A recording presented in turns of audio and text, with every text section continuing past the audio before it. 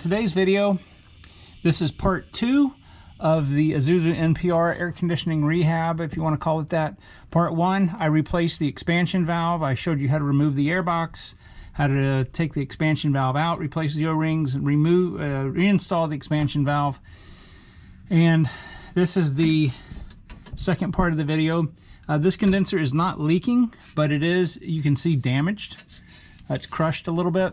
I have a replacement condenser, and this is not hard to do. Basically, there's 8 bolts, and then you've got the 2 lines that feed into it.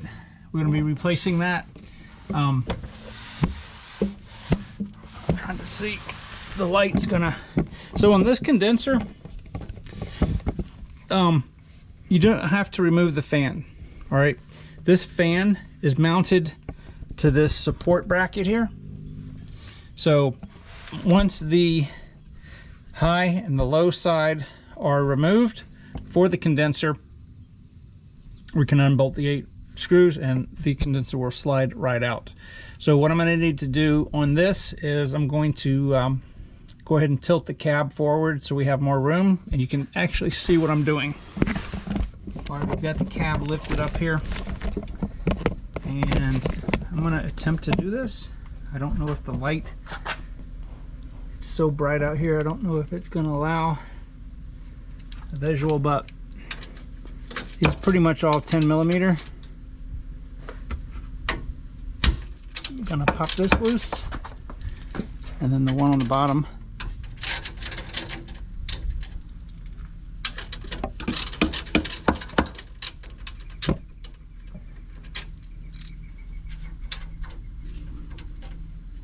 Now obviously I have there's no pressure in it because I just did the expansion valve, but if you're just doing the condenser, then please make sure that there is no refrigerant in the system. Okay, bolts come out. There's going to be an O-ring on here on each side. You can tap just like that, just very gently if you wish, because it's probably, if it's the original one, it's probably going to be pretty tight.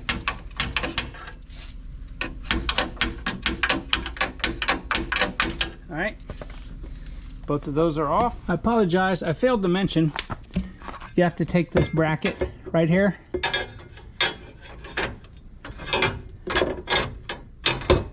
You have to take this bracket off. There's 2 12 millimeter nuts here, and then on the back through the fan there's 2 10 millimeter nuts, and that allows the condenser to slide out. The reason that it won't drop down is because of these right here. All right, so this is the condenser. It's damaged.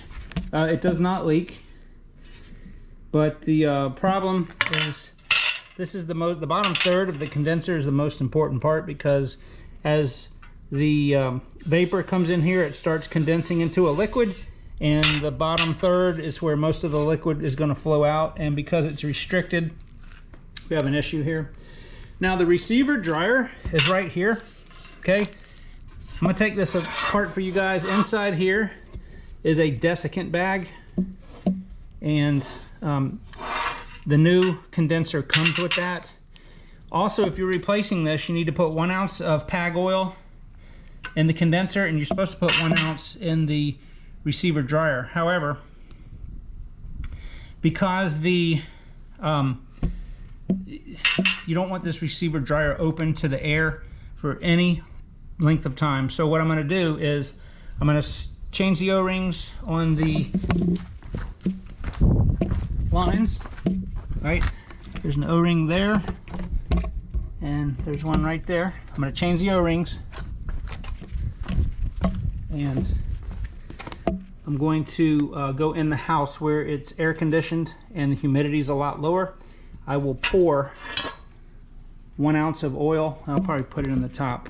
1 ounce of oil in there, and we'll take this off, and I'll pour 1 ounce of oil in there on the new one.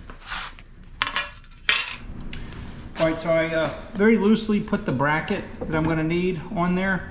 This will help with the installation. I test fit all the bolts.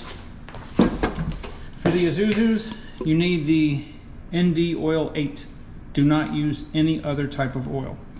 So this takes basically 2 ounces needs to go in the condenser and 1 ounce in the receiver dryer. I don't want to open the receiver dryer because of it's just going to accelerate the amount of moisture that it is going to absorb. So what I'm going to do is I'm just going to go ahead and put 1 ounce in the upper chamber and 1 ounce of the lower, and it'll get into the receiver dryer almost instantly anyway. So I'll pop this off. 59 milliliters is what this takes. So I'm going to take my syringe,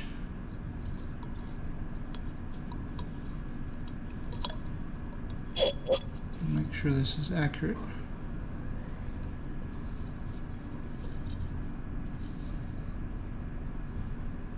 Okay. I'm going to pop this off. There may be, or not, thought there may be some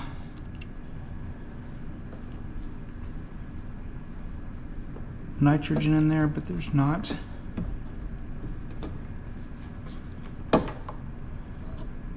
That's 10.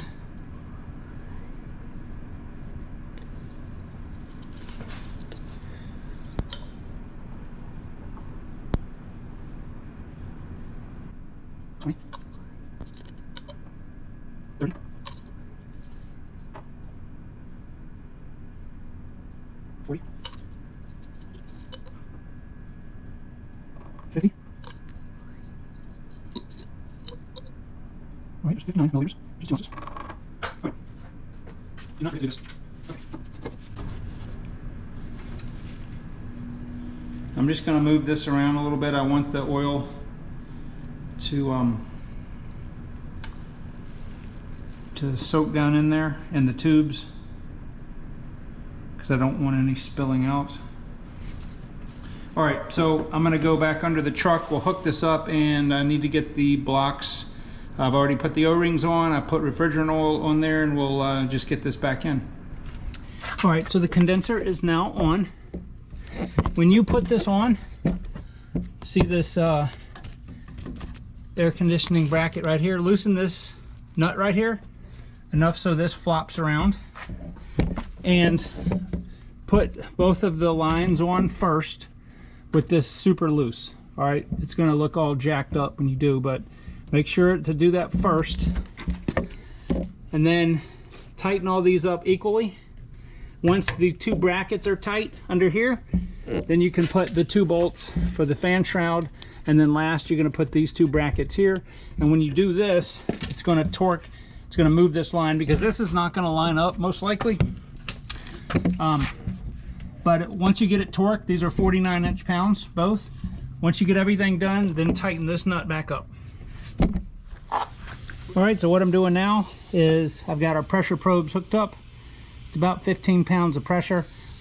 Before I pressurize the system to leak check it, I'm going to let it run with nitrogen for a while to push any air that's in there out.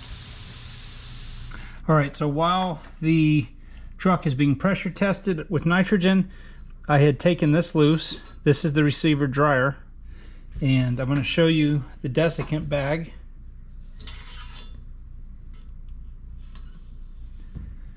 Okay.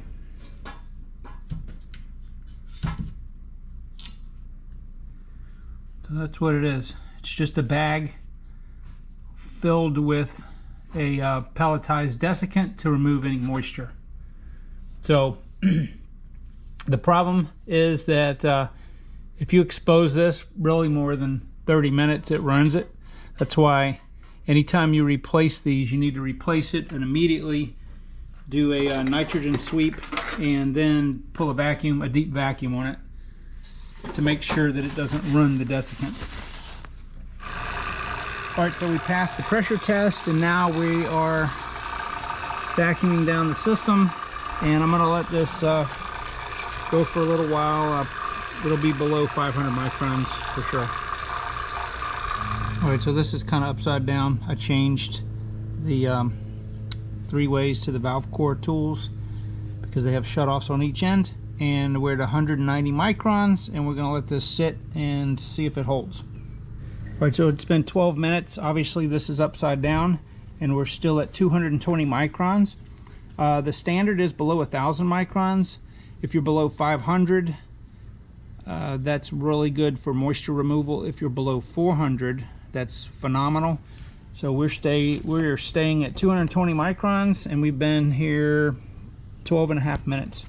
So what I'm going to do is I'm going to turn the vacuum gauge off. All right, I'm going to remove the vacuum gauge.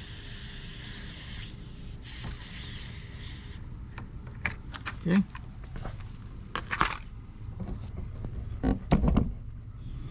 All right, so I've got everything hooked up.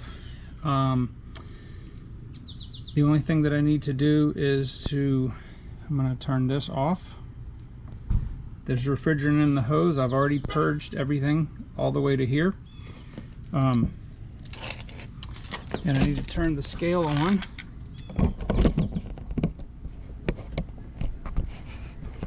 I don't know if you guys are going to be able to see this.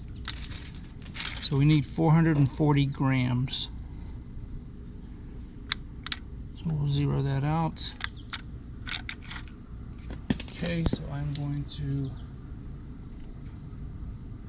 open this, and then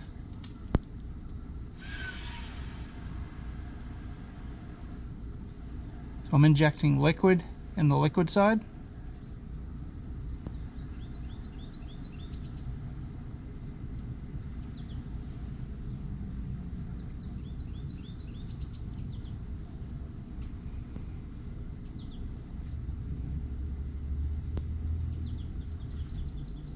Perfect. 440 grams. Yeah, here we go. So I'm turning this off. That'll remain off. We've got our probes hooked up, and we see in our pressures we have 96 and 101. So we're gonna let that stabilize just a minute before we crank the truck up and see what kind of air we get. Alright, so our pressures right now are 31 on the low side, 271 on the high side. Before, this would climb up almost to 400, 425.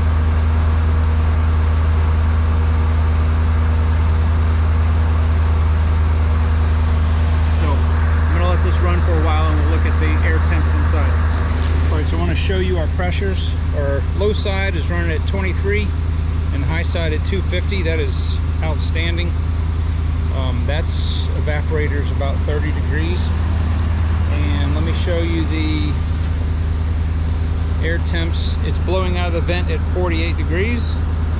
The supply going into the evaporator is 71 degrees. So we're getting a 23 degree drop in the air temp. And it is so incredibly humid out here. I want you guys to see how much water has been pouring out of the evaporator. And that's because of humidity. So it's already down to 47. I expect this will be in the low 40s when it stabilizes. But yeah, very, very pleased. All right, guys, well, this was a big job. I suspect this job would have been close to $2,000 if you took this to the dealer. To replace the condenser and that was not that big of a deal. The hard part was the expansion. That wasn't that big a deal, the condenser, but the hard part was the expansion valve in there. So let me show you the setup. I've got the probe in here, and it is nice and cold. All right, so it is the next day, and I went on about a 30-minute drive or so, And these are our pressures right now. We've got 19.6 on the low side and 250 on the high side. The air temperature on fan speed 2 got down as low as 39.5. It will actually, it'll go potentially lower on the slowest fan speed, because the air has more contact time with the evaporator. So there's not a lot of volume there. See, it's already dropped down to 39. No, back to 40. Yeah. So hopefully, if this helped you guys, let me know in the comments, and I will talk to you in the next video.